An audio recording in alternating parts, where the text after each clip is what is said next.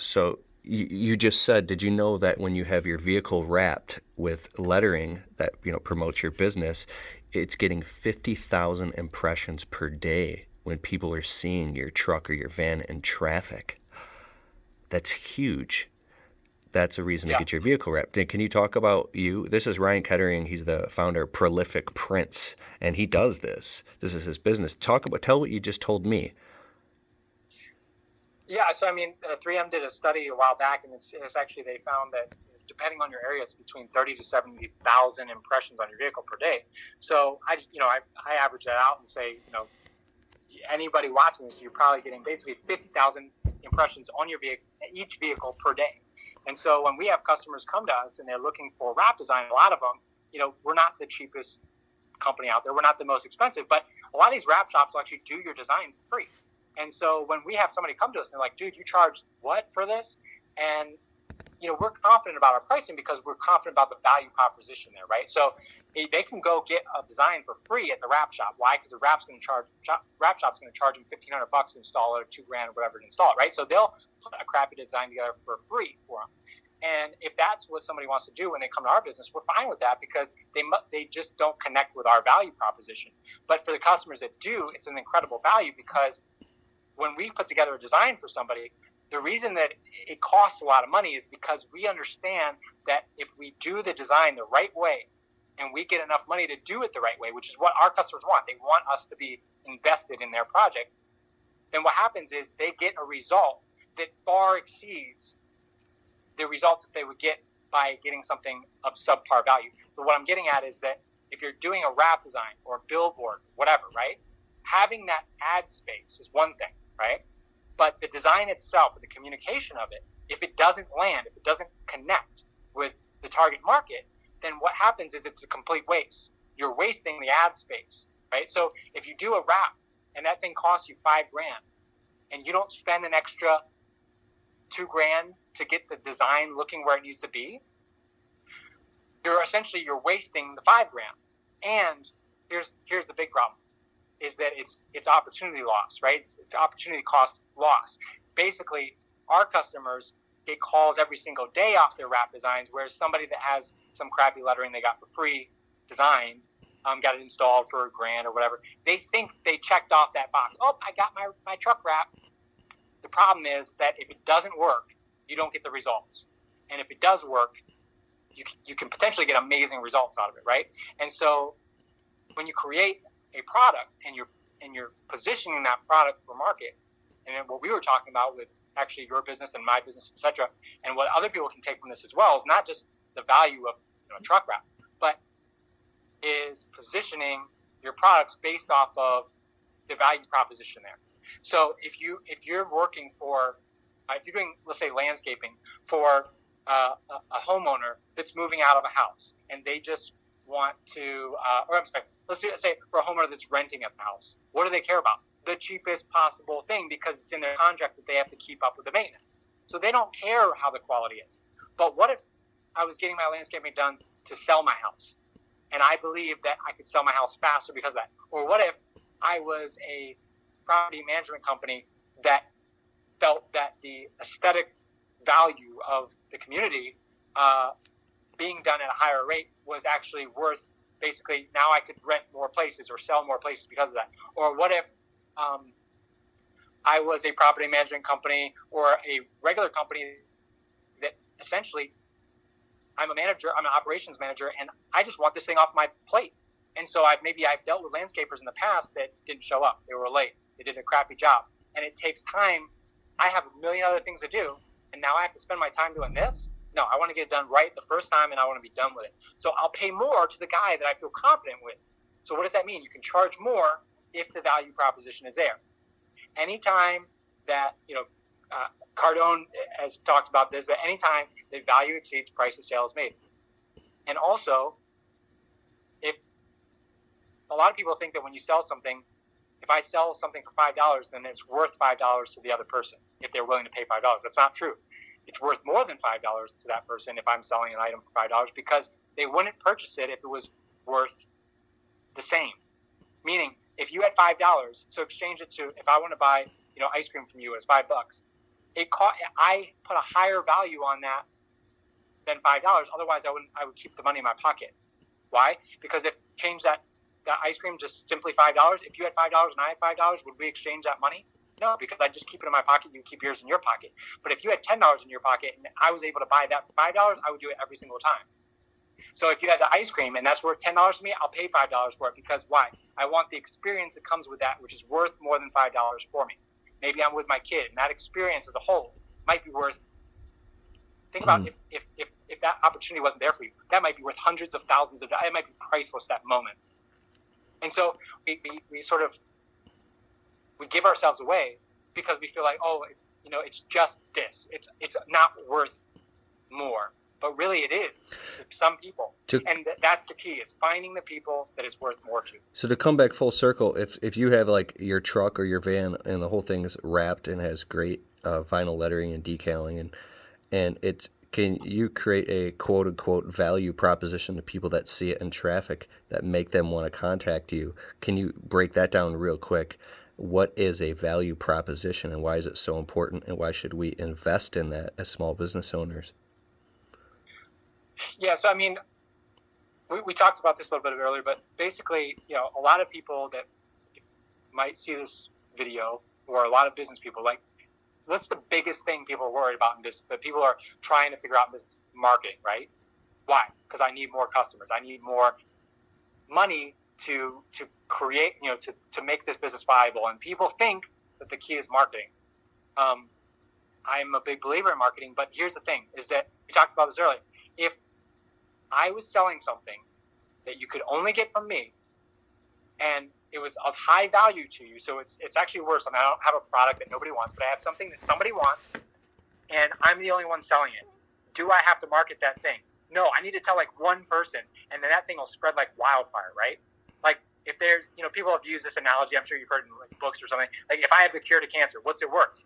Do I have to market that? No, because everybody will run with that, because I have something valuable that no one else has. So you have the cure to cancer for someone's cancer. It's not physical cancer, but it's some sort of cancerous thing in their business, their life, their whatever. It's something that's eating away that they want a better result. And if you can show them that, and if you're the only one that offers that, you don't have to even market anymore, right? Because you have something unique. The problem with most businesses is that they're doing something that everyone else has, and they're usually not even doing it as well as anybody else, right? So, you're essentially selling something, and the only people you're selling to is the people that are either right in front of you or because you beat somebody on price or whatever. That's my new slogan. A better job at a higher price. There you go. People would probably buy it. So, part of that is branding, and that's what we help people with, is that if we can create a higher perceived value for a company, then that in turn means that people will pay more. A lot of times people with especially in like service businesses like landscaping, carpet cleaning, things like that. Like a lot of like, I'm in the carpet cleaning boards where people will say like they'll down like these bigger companies like Stanley Steamer and OxyFresh and things. Oh, these guys are just marketing companies, blah blah blah. You don't want to hire that person. That's the narrative they tell their customers. But in reality, why do those companies make insanely more money, insanely more customers than them? Why? Because of their image. Because people trust that they'll get the result that they're promised. And when you go to some Joe Schmo down the street, if you looked like he just started up yesterday, or he started up in 1980 and never updated, what does that tell somebody? I don't have the money to do anything. What does that tell somebody? If you don't have money, you don't have customers. So why do I want to deal with a company that has no customers? They can't be good, right? I want to deal with a company that has a lot of customers, because that must be their good to a certain extent. They have a certain level of quality that I can trust. Even if I know, like, if you go to, a chain restaurant, we're not going to use that McDonald's example, everybody, but a chain restaurant. If I go to Chili's, okay, I know what to expect. I know it's going to be good. But if I go to I know there's chefs out there that can create a much better product, right? Why would I pay more for the better product? It has to be presented in the way that I feel that it's going to be better. You have to make the promise that it's going to be better, and you have to look like that promise is going to be kept. People want to charge more, but they look like they should be charging less, right? And so you want to create the perception that you're actually charging less than you're worth, not because you're charging a low dollar amount, but we want to charge a high price and deliver even higher. So we want that value proposition to be there to where the value exceeds the price being asked. That's a value. That's a good value proposition. And we want ideally that to be a unique value proposition, meaning we're the only person with that value proposition.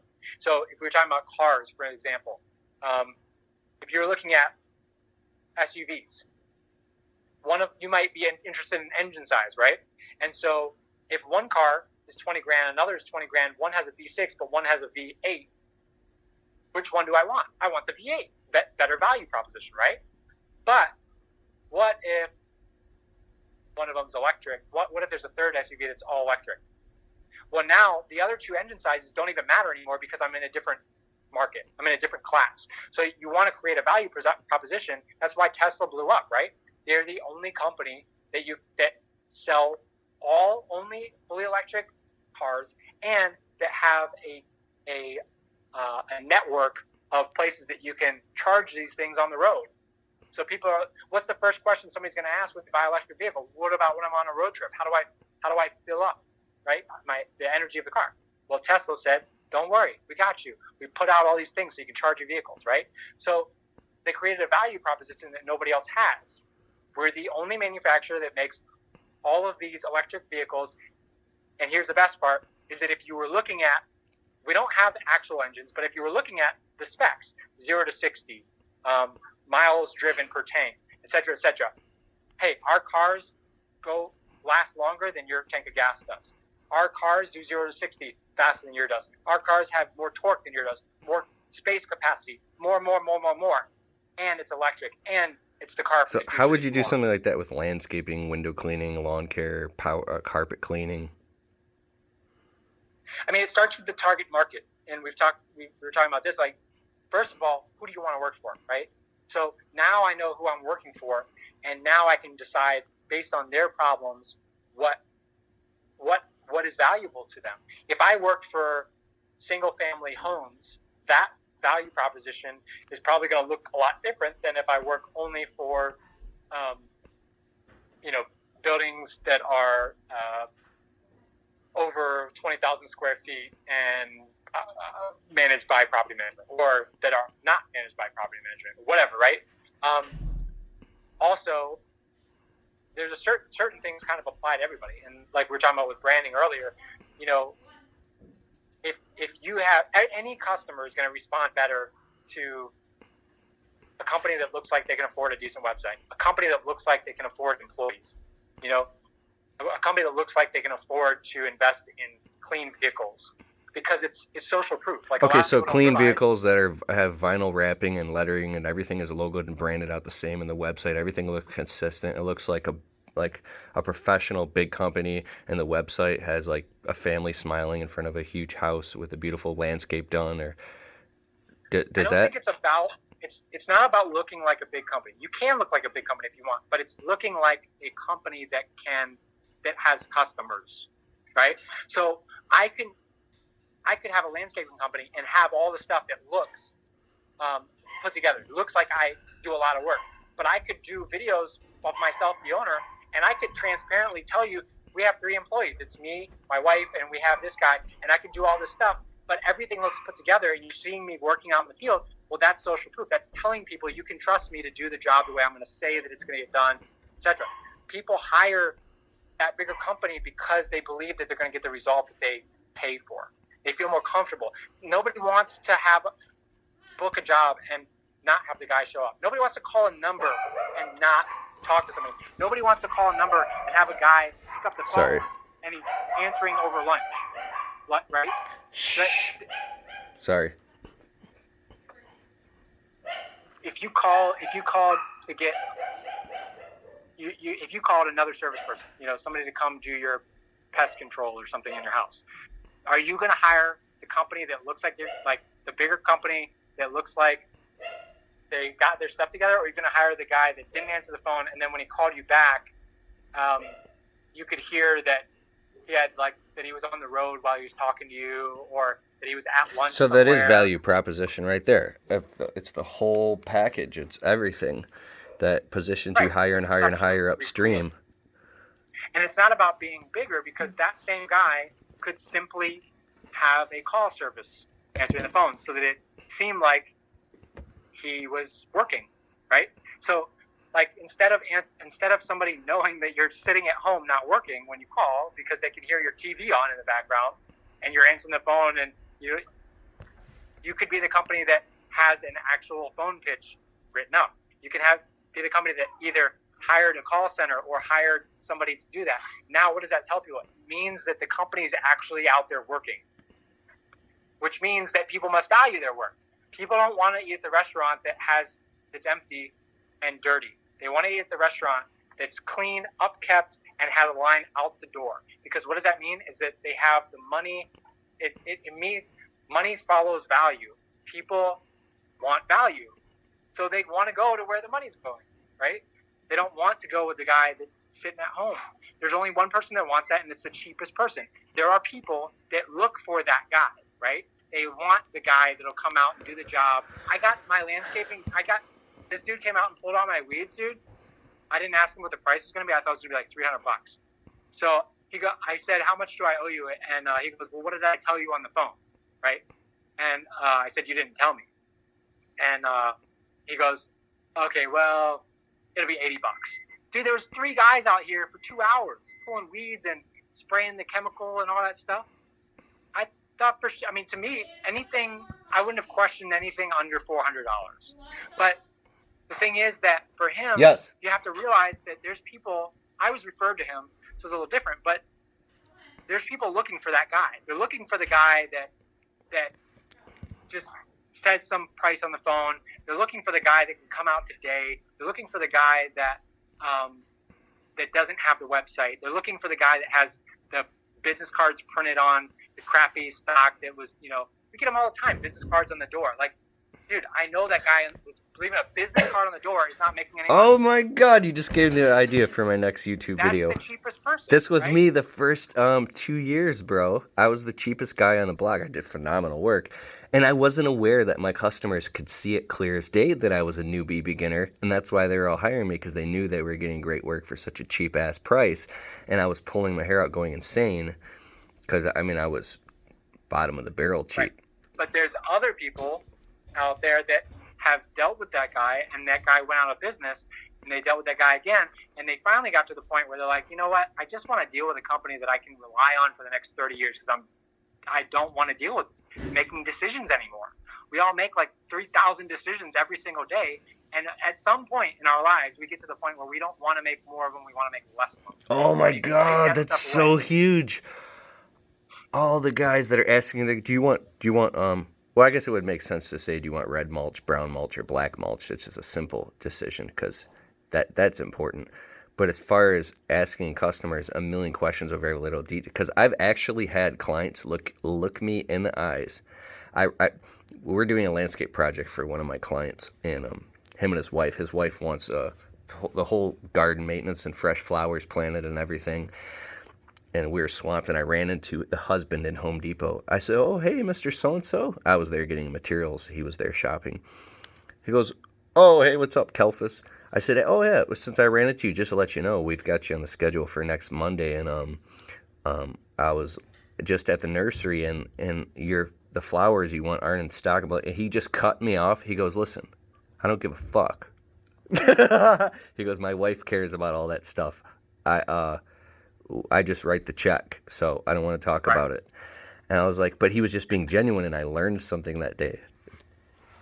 And you know what? And if you didn't get things done to a certain level, he would cut you off from work, right? Because the only value, so you're probably, you're valuable differently to the husband and the wife, but to him, he relies on you to do what you say you're going to do, right? Point blank. He doesn't care about the details.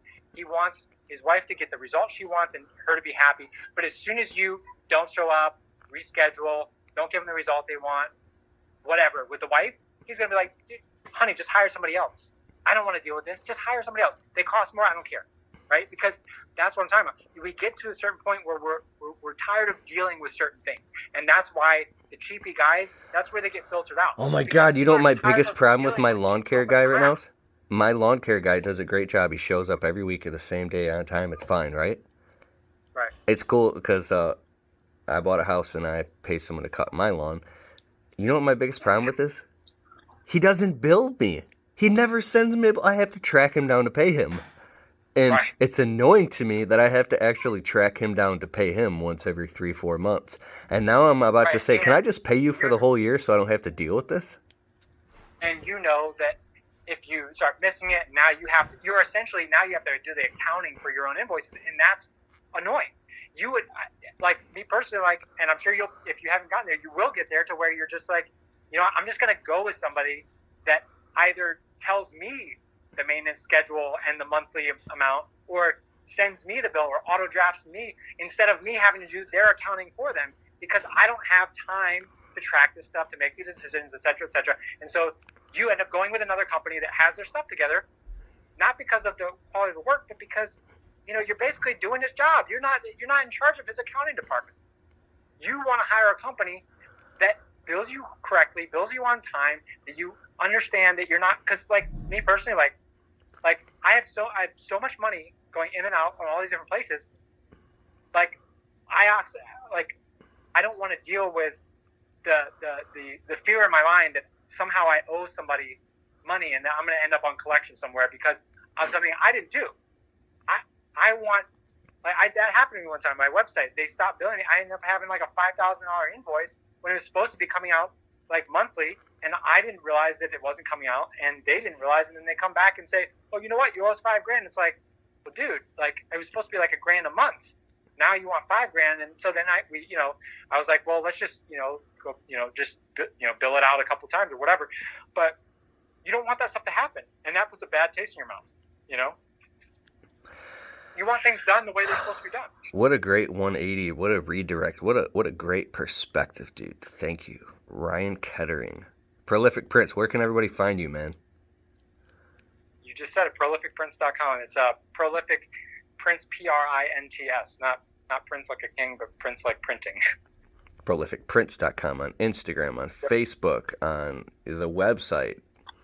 If you need anything done, I'm going to go on the website and show you right now because I know your time's super valuable. I'm going to let you go here. It's already in my search history. I've already hired Ryan. I don't know what we spent with you, $1 or $2 grand or something, in your the quality of communication and the responsive time, and the materials you delivered were phenomenal. And I also have friends that use your services regularly. Here you go, graphic design, printing to help contractors stand out. You do full vehicle wraps, rebranding packages. So if you need your whole company rebranded, like everything, you're the dude. This is the dude. Thank you, man. Thanks. So anything else? That's all I got for now. Dude, that was huge. Thank you so much. All right. You still recording? Later.